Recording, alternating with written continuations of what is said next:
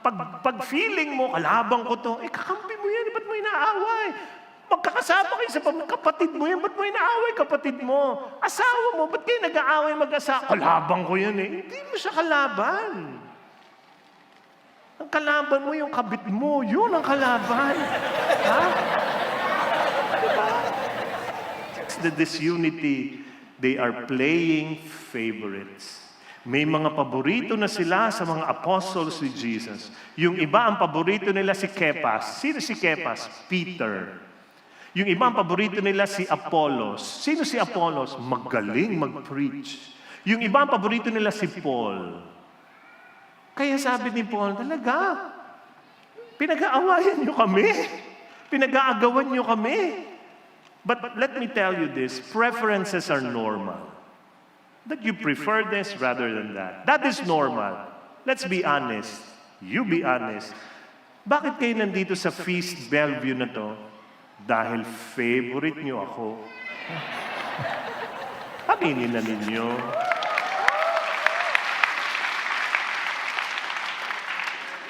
Huwag kayo masyadong pumalakpak. Baka maniwala ako. BTS. Sino yung mga armies ng BTS dito? Ito, tingnan niyo yan. Oh, mga armies, ayan. Sino ang bias nyo dito? Oh, tingnan niyo mabuti. Sino ang bias ninyo? Di ba? Meron, kahit 7 yan, meron ka pa rin bias. Kahit pag tinignan mo sila, parang magkakamukha naman. Lahat kamukha ni Jackie Chan, di ba? Sabi ko sa anak ko, anak, pare-pareho naman din magkakabuka. No? Talagang. Ako ang bias ko si V. Bakit? Yun lang kaya kong sabihin pangalan. Nalilito na ako dun sa iba. No? Kaya si V. O ito, maging honest. Punta tayo sa mas bata-bata. Ito.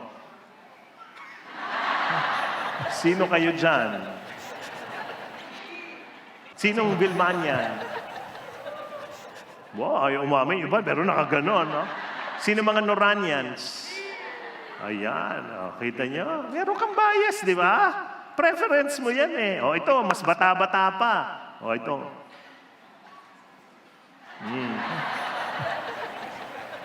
Sino mga Toyota?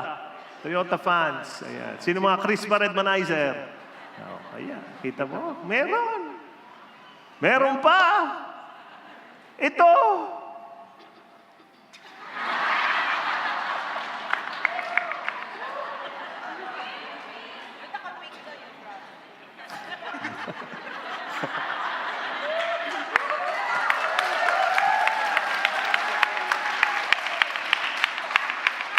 Preferences are okay because it's human nature. This will be the problem. If your your preference, they become more important than your community. Pag yun ang mas mahalaga, ay wala. Wala. Hindi yan gagana. Pwede naman may preference ka, pero pag pinaglalaban mo na yung preference mo at the expense of unity, ay, sandali lang. Ako'y Lasalista. Ako'y graduate ng Lasal. Ako'y professor ng Lasal. Ang asawa ko ay taga-UP.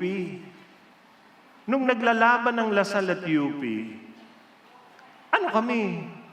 Magkalaban. Diba? Pero pinababayaan ko ang asawa ko na sige, manalo kayo. Minsan lang naman.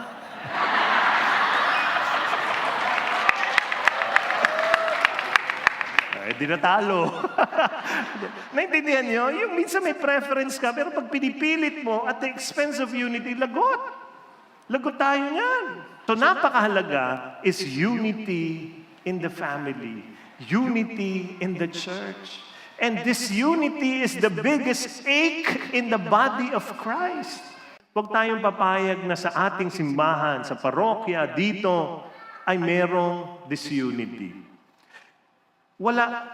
Lahat ho tayo dito, mayaman, mahirap. We are all here.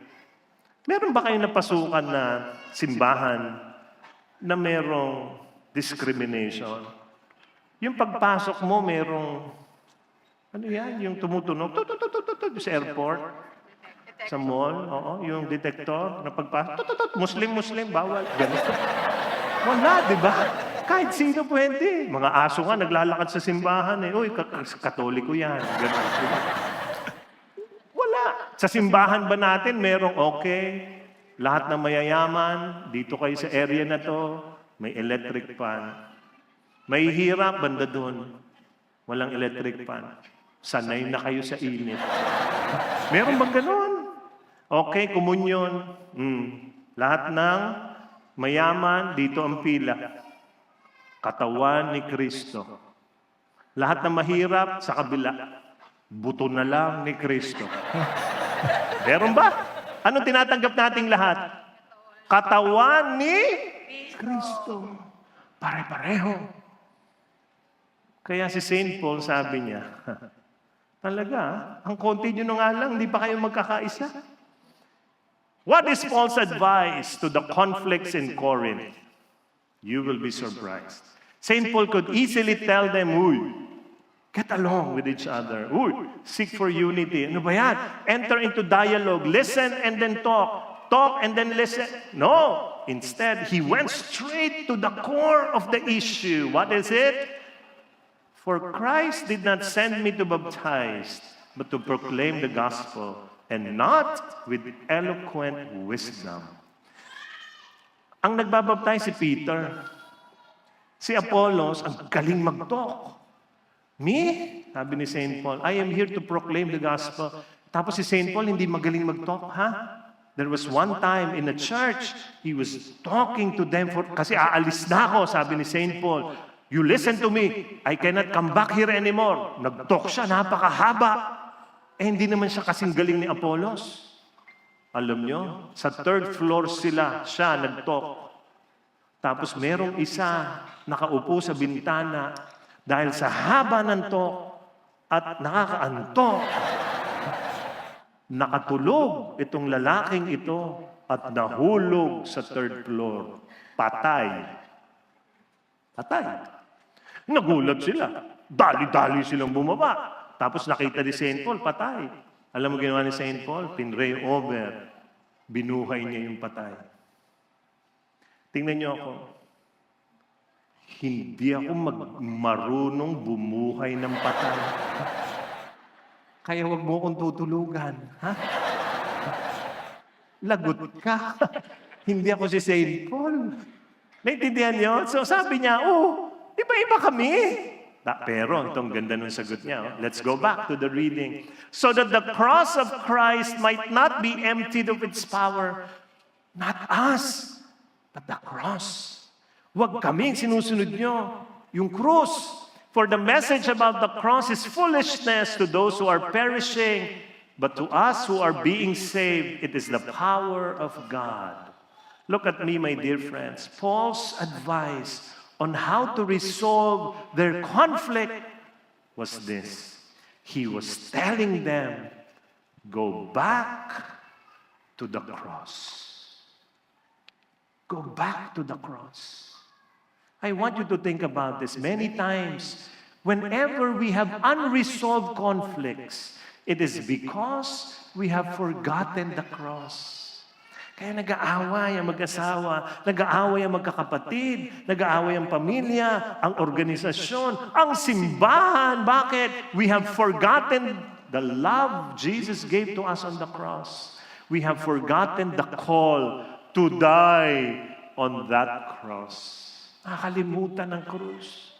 Alam mo, naalala? Sarili. I am right, you are wrong.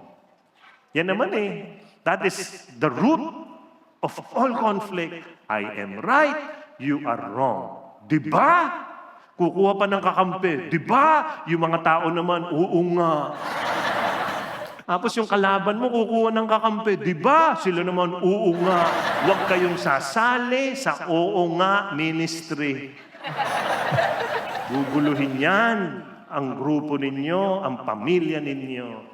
In conflict, we think we are wise. The other person is foolish. And about this, St. Paul says, for it is written, I will destroy the wisdom of the wise.